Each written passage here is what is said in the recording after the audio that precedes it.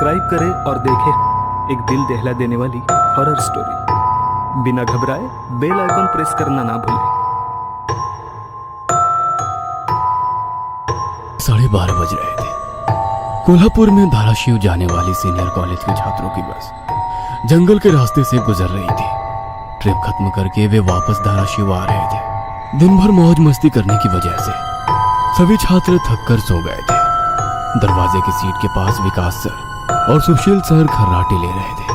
Bus driver विजय मामा भी नींद में बस चला रहे थे। उनके बगल वाली सीट पर प्यून पांडु मामा बैठे हुए थे कि तभी बस के सामने जंगली सुअरों का झुंड आया। विजय मामा ने बस जंगल में रोक दी। कुछ देर में जब रास्ता खाली हुआ तो बस फिर से चलने लगी। कुछ ही देर में विकास सर के पीछे ही दूसरी सीट पर बैठा श्याम नींद से जाग गया। श्याम की उम्र 21 साल थी।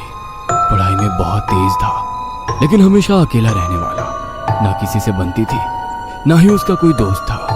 वह दूसरी सीट पर अकेला बैठा हुआ था। सर, टॉयलेट जाना है।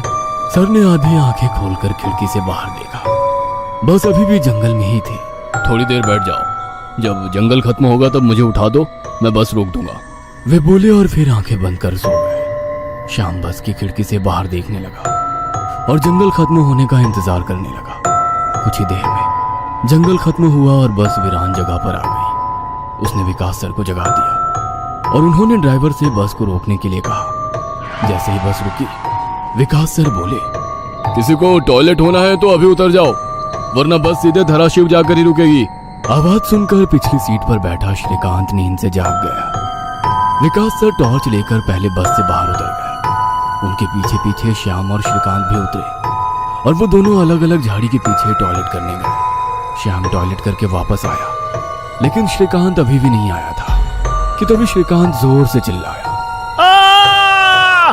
उसकी आवाज सुनकर विकास सर और श्याम उसकी ओर भागे, लेकिन तभी श्रीकांत झाड़ी से बाहर आया। क्या हुआ, क्यों चिल्लाए थे? कुछ नहीं सर, चप्पल से होकर कांटा पैर में चुभा। उसकी आवाज सुनकर ड्राइवर और प्यून भी नीचे उतरे थे। वो सब बस में वापस चढ़ने ही वाले थे कि तभी एक बाइक बस के सामने आकर रुक गई। अरे भाई साहब, यहाँ के नहीं हो क्या आप? क्या आपको पता नहीं कि इस रास्ते पर लोगों को हमेशा चकवा लगता है? बाइक चलाने वाला बोला। चकवा नाम सुनकर विकास सर बोले, हाँ पता है, हम बस निकल ही रहे हैं। और वो सब बस में बैठ गए। सर, वो आदमी किस चकवे के बारे में बात कर रहा था? प्यून ने अगली सीट से ही मुड़कर विकास सर से पूछा। हिंदी में चकवा मतलब छलावा, छलावा मतलब भूत। कहते हैं जो लोग रात में सफर करते हुए मरते हैं, उनकी आत्मा छलावा बन जाती है। छलावा रात को सफर करते हुए यात्रियों को पकड़ लेता है और उन्हें अपने गंतव्य स्थल तक पहुंचने ही नहीं देता। वो बस उन्हें उसी जगह पर घुमाते रहता है।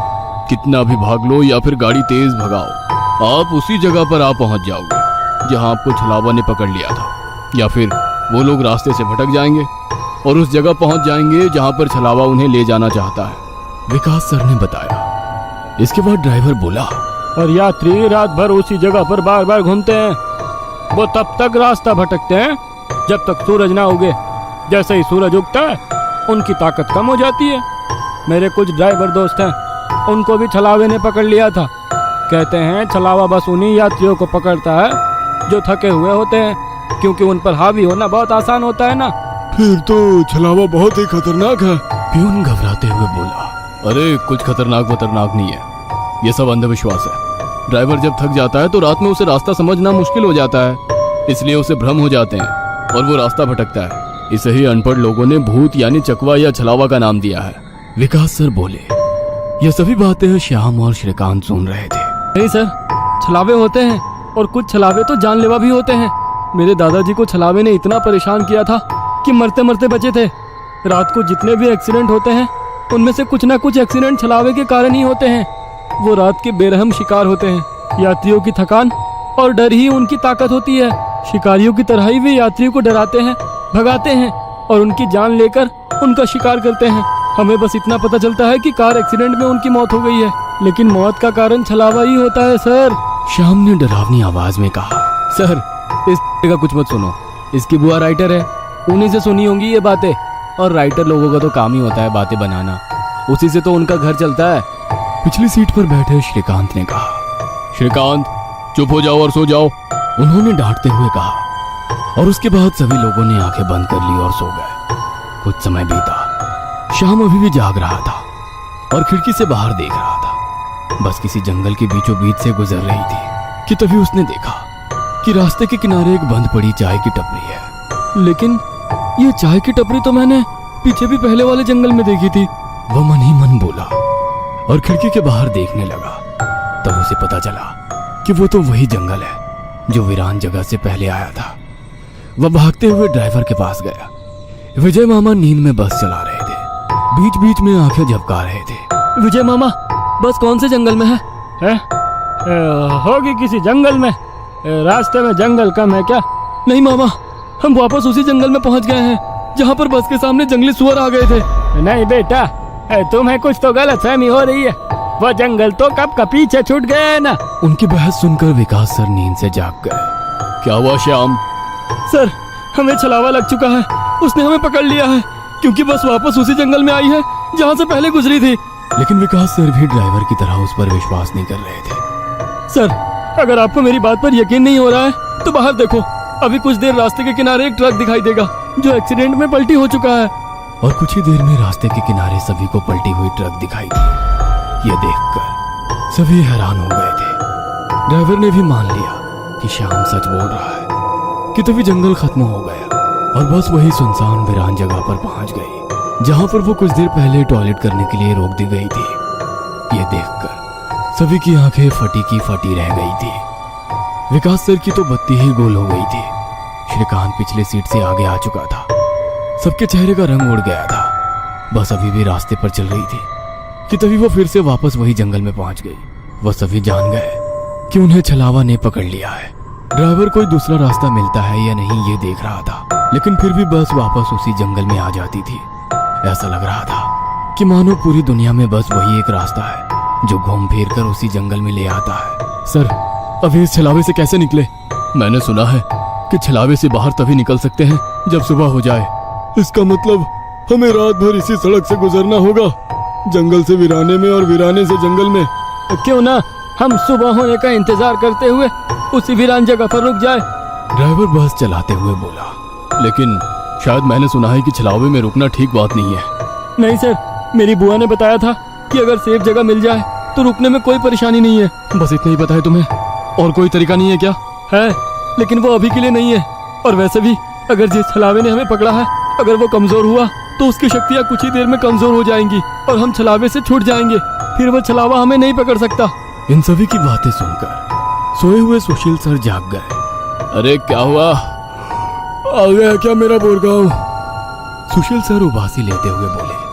तभी सभी ने उन्हें घटी हुई घटना बता दी। यह सुनकर सुशील सर के तो मानो होश ही उड़ गए। लेकिन तभी ड्राइवर जोर से चिल्लाया, सर, आगे एक गांव आया है। यह सुनकर सभी लोग ड्राइवर की तरफ भागे। तब उन्हें रास्ते के किनारे एक बोर्ड दिखाई दिया जिस पर लिखा था, बोरगांव में आपका स्वागत है। यह देख सुशील सर जोर से चिल्लाए, ये तो मेरा गांव है, लेकिन हम यहाँ इतने जल्दी कैसे पहुँचे? हमें तो कोल्हापुर से निकले मुश्किल से 2 घंटे हो गए हैं और मेरा गांव कोल्हापुर से 6-7 घंटे की दूरी पर। ये आपका गांव नहीं है सर, छलावा है। आपके मुंह से बोरगांव का नाम सुनकर छलावा हमें बोरगांव दिखाकर गुमराह कर रहा है। लेकिन अच्छा हुआ बोरगांव आ गया। मुझे लगता है कि हमें यहाँ पर सुरक्षित जगह ढूंढकर छिप जाना चाहिए। और सुशील सर के घर से ज्यादा सुरक्षित किसका घर हो सकता है? लेकिन सर, छलावे में एक जगह पर रुकना खतरे से खाली नहीं है और छलावा खुद में ही खतरा है। वो खुद में सुरक्षित जगह कैसे रख सकता है? तुझे मेरे से ज्यादा पता है क्या? बचपन से मैं भूतों के बारे में सुनते और पढ़ते आया हूँ। तू तय रहा। विजय मामा, बस सुशील सर के घर की तरफ ले चलो।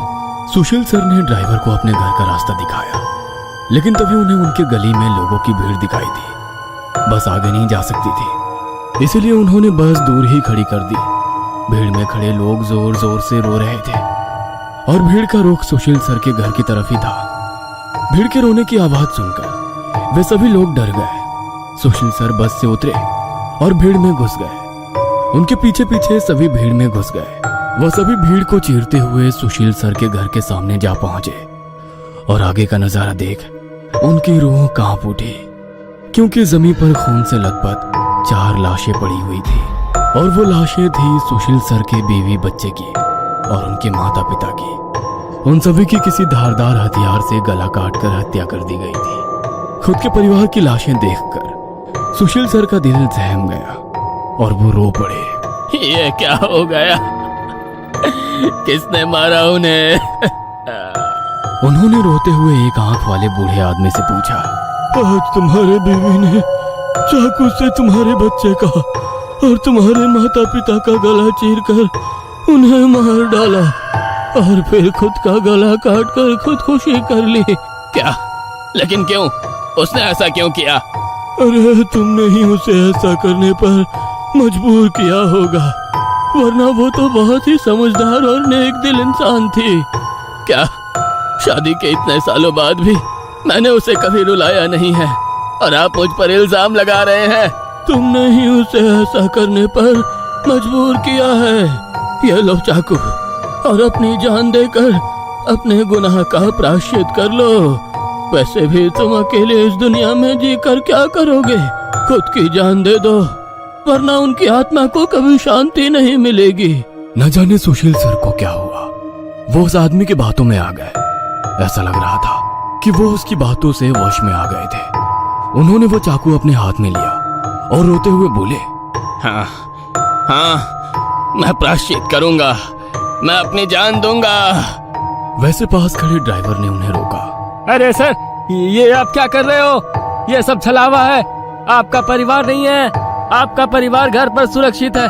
तभी एक आंख वाला आदमी बोला, ए, तूने अगर एक लफ्ज भी आगे कहा तो तुम्हें पकड़कर गांव के बीचों बीच सूली पे चढ़वा देंगे। यह सुनकर ड्राइवर डर गया और चुप बैठ गया। सुशील सर ने जमीन पर बैठकर चाकू की धार अपने गले पर रखी।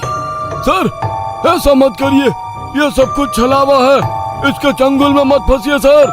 लेकिन फिर भी सर होश में नहीं आ रहे थे, इसलिए प्यून ने गुस्से में आकर उनको चांटा मारा। तब जाकर वो होश में आ गए और उन्होंने चाकू नीचे फेंक दिया। ये देख एक आंख वाला आदमी गुस्सा हो गया। भाइयों, इन लोगों को भीड़ से बाहर निकाल दो, इन्हें हम बाद में देखेंगे, पहले इस सुशील के बच्चे को पकड़ लो। ये सुनकर भीड़ में खड़े लोगों ने सभी को भीड़ से बाहर कर दिया। श्रीकांत, विकास सर, प्यून और ड्राइवर भीड़ के अंदर घुसने की कोशिश कर रहे थे, लेकिन अंदर घुस नहीं पा रहे थे।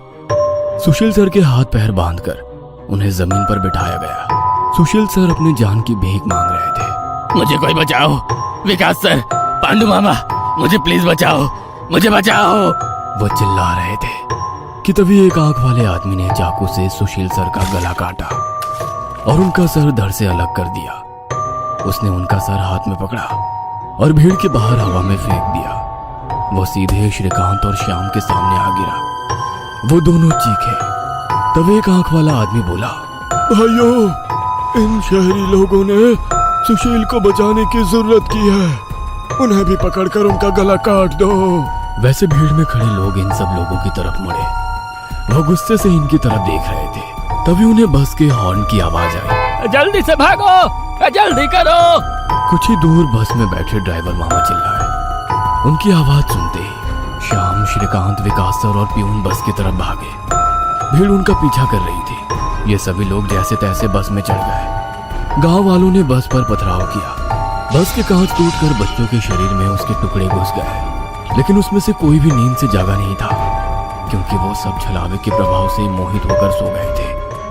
श्याम, विकास सर और श्रीकांत के शरीर में भी कांच के टुकड़े घुस गए थे। कुछ लोग बस के सामने खड़े होकर रोड से बस को तोड़ रहे थे कि तभी ड्राइवर ने उन पर बस चढ़ा दी और बस वहां से चल पड़ी। जैसे तैसे बस गांव से बाहर आ गई। हर कोई अपने शरीर से कांच के टुकड़े निकालने में लगा हुआ था। श्रीकांत अपने हाथ में घुसा कांच का टुकड़ा निकाल रहा था कि तभी प्यून वहां पर आया। भतीजे, रुक, मैं निकालता हूँ, वो बोला, क्योंकि श्रीकांत उनकी बहन का बेटा था। बस फिर से वापस जंगल में आ गई थी। न जाने कब वो छलावा उन्हें अपने गिरफ्त से छोड़ने वाला था। सुशील सर की अभी अभी मौत हो चुकी थी। हर कोई घबराया हुआ था। श्याम, अब बताओ हम क्या करें? अरे इसे क्या पूछना है, इसकी वजह से आज सुशील सर की जान चली गई है और हम सब मरते मरते बचे हैं। चुप हो जाओ। हमने उन्हें बचाने की कोशिश की, लेकिन वो खुद अपने भावना को रोक नहीं सके और इसीलिए मारे गए। इसमें मेरी कोई गलती नहीं है।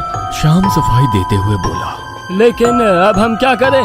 हमें बस सुबह होने का इंतजार करना होगा और बिना कहीं रुके बस चलाते रहना होगा। अरे लेकिन बस में इतना डीजल भी नहीं है कि सुबह होने तक चले। अगर बस का डीजल सुबह से पहले खत्म हो गया तो हम इस छलावे का शिकार हो जाएंगे। ये भी है, ये छलावा तो मेरे सोच से ज्यादा ताकतवर निकला। आज अमावस्या है, शायद ये अमावस छलावा है। बुआ कहती थी कि छलावे के बहुत से प्रकार हैं, जिससे सबसे खतरनाक अमावस छलावा होता है। ये सिर्फ और सिर्फ अमावस की रात शिकार करने के लिए बाहर निकलता है। इसे अकेले 2 या 3 लोगों की शिकार करना पसंद नहीं है। जहाँ पर यात्री बहुत सारी संख्या में होते हैं, बस उन्हीं पर यह छलावा हावी हो जाता है। वो सबसे पहले सबसे ज्यादा कमजोर और सफर में थके हुए इंसान को ढूंढता है, उन्हें डर दिखाता है, और जब उसकी डर से मौत हो जाती है तो उसके शरीर पर कब्जा करता है और बाकी यात्रियों के बीच में रहकर उन्हें गुमराह करता है। उन्हीं छलावे में बस घूमता रहता है और जब सभी यात्री थक जाते हैं तब उनका शिकार करता है। और मेरे हिसाब से हम जिस छलावे के चंगुल में फंसे हैं वो अमावस छलावा ही है, और वो भी हमारे बीच में ही है। श्याम डरावनी आवाज में बोला। यह सुनकर सभी के होश उड़ गए थे। वो सब तो ठीक है, लेकिन अब हम इस छलावे से बाहर कैसे निकले? ड्राइवर ने पूछा। इस पर श्याम ने कहा, अब केवल एक ही उपाय है, लेकिन इसमें खून बहने के चांसेस है। क्या है वो उपाय? छलावा अभी भी हमारे बीच किसी मृत शरीर पर कब्जा करके बैठा है। हमें उसे ढूंढना होगा और उसे मारना होगा, क्योंकि उसकी आत्मा मृत शरीर से ज्यादा मजबूती से चिपकी नहीं होती। जैसे ही हम उसको मारेंगे उसकी आत्मा मृत शरीर छोड़ देगी और फिर वो किसी मृत शरीर में घुस नहीं सकेगी, क्योंकि एक अमावस छलावा एक रात सिर्फ एक ही मृत शरीर पर कब्जा कर सकता है। लेकिन हम में से ये छलावा है कौन? वो पीछे सोए हुए स्टूडेंट के शरीर में नहीं है, क्योंकि वो होश में नहीं है। वो हम 5 में से एक है। क्या? लेकिन हम सब तो जिंदा हैं। नहीं, हम में से एक पहले ही मर चुका है। उसे छलावे ने मार डाला है और उसके शरीर पर कब्जा कर लिया है। कब्जे के बाद मृत शरीर बिल्कुल एक जिंदा आदमी लगता है, क्योंकि छलावा अपने ताकत से जिंदा इंसान की नकल करता है। लेकिन वो है कौन? वैसे श्याम गंभीर हो गया और उसने श्रीकांत की ओर देखा। बस अभी भी जंगल के रास्ते चल रही थी। ड्राइवर बस चलाते चलाते पीछे हो रही बातचीत सुन रहा था, क्योंकि उसे पता था कि अगर बस रुकी तो छलावा उसे निगल जाएगा। बस में सन्नाटा छाया हुआ था। हर कोई श्याम के मुंह से छलावे का नाम सुनना चाहता था कि तभी श्याम बोला, ये श्रीकांत ही छलावा है। ये क्या बकवास कर रहे हो तुम? होश में तो हो? माना कि तुम्हारी बुआ ने बहुत सारी भूतों की किताबें लिखी है, उसका मतलब ये तो नहीं कि तुम कुछ भी बोलोगे और हम सुनते रहेंगे। मेरा विश्वास करो, सब श्रीकांत ही छलावा है। जब ये वीरान जगह पर झाड़ी के पीछे गया था तब मैंने इसे किसी साए की ओर घूरते हुए देखा था। जब मैं देखने के लिए आगे बढ़ा तभी मेरी चप्पल में कांटा चुभने की वजह से मेरी चीख निकल गई और वो साया वहाँ से गायब हो गया। शायद तभी उसने श्रीकांत को पकड़ा होगा और उसके शरीर पर कब्जा किया होगा। चल जल्दी से इसे मार डालो, वरना ये भाग जाएगा। यह सुनकर सभी के होश उड़ गए, लेकिन उसकी बात में कुछ तो वजन था। ए श्याम, जबान संभाल कर बात कर। भतीजा है ये मेरा, अगर इसको किसी ने हाथ भी लगाया तो मार डालूंगा। हाँ। प्यून गुस्से में बोला, सर जी, इस पांडु की मत सुनिए। मुझे भी लगता है कि यही छलावा है, क्योंकि हम सभी ने झाड़ी से आती श्याम की चीख सुनी थी। श्याम बिल्कुल सच कह रहा है। ड्राइवर बस चलाते हुए बोला, अरे शक की सुई तो इस श्याम पर भी है। यह भी तो झाड़ी के पीछे गया था और दिखाई नहीं दे रहा था। ऊपर से यह विकास हम दोनों की नजर से दूर था। शायद इसे ही छलावे ने बस के नीचे खींच लिया और वहीं मार डाला। तो ये दोनों क्यों नहीं हो सकते छलावा? प्यून ने कहा। अरे मैं जिंदा हूँ, मैं छलावा नहीं हो सकता। श्याम ने कहा, हाँ, और ये श्याम हमारी कब से मदद कर रहा है। ये छलावा होता तो हमारी मदद क्यों करता? अब बचे तुम तो ड्राइवर के बाजू में ही थे, इसलिए ये श्रीकांत ही छलावा है। विकास सर जोर से बोले, अरे सर, इस प्यून को छोड़ो। आप सीट के नीचे से रॉड निकालो और उस छलावे का सर फोड़कर मार डालो।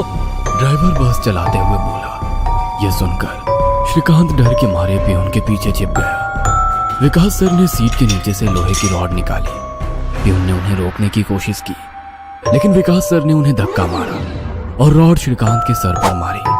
लेकिन श्रीकांत वहां से हट गया और नीचे गिर गया। वो रॉड से दूसरा हमला करते कि तभी प्यून ने पीछे से रॉड पकड़ी और विकास सर के हाथों से रॉड खींचकर उन्हें खिड़की पर धकेल दिया और उनके सर में रॉड दे मारा। विकास सर हाथों से सिर पकड़कर वहीं तड़पते रह गए। उनके सर से खून निकल रहा था और कुछ ही देर में उन्होंने अपना दम तोड़ दिया। यह देख श्याम चिल्लाया, विजय मामा जल्दी से पीछे आइए, इन दोनों ने विकास सर को मार डाला। यह सुनकर ड्राइवर ने बस बीच जंगल में रोक दी और वो पीछे भागते हुए आया। उसने प्यून के हाथों से रॉड छीना और उसे धक्का दे दिया। तुम नहीं सुनोगे, इसलिए पहले मुझे तुम्हें ही मारना होगा। ड्राइवर गुस्से में प्यून से बोला और वो प्यून के सर पर रॉड से हमला करता कि इससे पहले ही प्यून ने कांच का नुकीला टुकड़ा तोड़कर ड्राइवर के पेट में भोंक दिया। ड्राइवर जोर से चिल्लाया और नीचे गिर गया कि तभी बस के बाहर से भीड़ की आवाज सुनाई देने लगी। रास्ते के बीचों बीच बस लगाई है इन्होंने। कोई तेजी से चलती गाड़ी इस बस से टकराई तो क्या होगा? बाहर निकालो इन लोगों को और सजा दो इन्हें, सजा दो। बस के बाहर से आवाज आई और बस पे पथराव होने लगा। प्यून आगे की तरफ भागते हुए गया तो देखा कि 5-6 लोग बस पर पथराव कर रहे हैं। लोग गुस्से से चिल्लाने लगे, बाहर निकलो बुज़दिलो, अंदर क्यों छुप कर बैठे हो? अरे क्या हुआ भाइयों, आप ऐसा क्यों कह रहे हो? प्यून चीख चीख कर उनसे पूछ रहा था, लेकिन कोई भी उसकी तरफ ध्यान नहीं दे रहा था। तभी श्याम श्रीकांत से बोला, ये लोग सिर्फ छलावा है, हम जंगल में रुके हुए हैं, इसलिए हम मुसीबत में पड़ चुके हैं। विकास सर और ड्राइवर दोनों मर चुके हैं, फिर भी हम छलावे से बाहर नहीं निकले। इसका मतलब छलावा अभी भी हमारे बीच में है और वो छलावा तुम्हारा मामा है। ये सुनकर श्रीकांत की आंखें फटी की फटी रह गई। नहीं नहीं, ऐसा नहीं हो सकता। अरे ऐसा ही है श्रीकांत, तुमने देखा कि किस तरह से तुम्हारे मामा ने विकास सर और ड्राइवर की जान ली। वो उन्हें सिर्फ घायल भी तो कर सकता था, लेकिन नहीं, उसने उनकी जान ली। अब तो अपने मामा प्रेम से बाहर आओ श्रीकांत और देखो उस आदमी को, वो तुम्हारा मामा नहीं छलावा है। ये सुनकर श्रीकांत सोच में पड़ गया। श्रीकांत, लोग अभी बस के कांच तोड़कर अंदर आ जाएंगे और हमारी जान ले लेंगे। इससे पहले हमें यहाँ से निकलना होगा। मैं बस को यहाँ से निकालता हूँ और तुम इस छलावे को पीछे बुलाकर इस कांच के टुकड़े से घोंप दो। छलावा मर जाएगा और हमारी जान बच जाएगी। श्याम बोला और ड्राइविंग सीट की तरफ निकल पड़ा। लेकिन तुम्हें ड्राइविंग आती है क्या? अरे मेरे मामा की ट्रैवल एजेंसी है, इसलिए मैं बस पहले ही चलाना जानता हूँ, उसने कहा और ड्राइविंग सीट पर जा बैठा। उसने बस चालू की और बस चलाने लगा। प्यून पीछे श्रीकांत के पास जा पहुंचा। श्याम बहुत ही मन लगाकर बस को भगा रहा था कि तभी उसे प्यून की चीख सुनाई दी। उसने मिरर में देखा तो प्यून गले में हाथ लगा के नीचे गिर गया। सब्सक्राइब करें और देखें एक दिल दहला देने वाली हॉरर स्टोरी। बिना घबराए बेल आइकॉन प्रेस करना ना भूलें।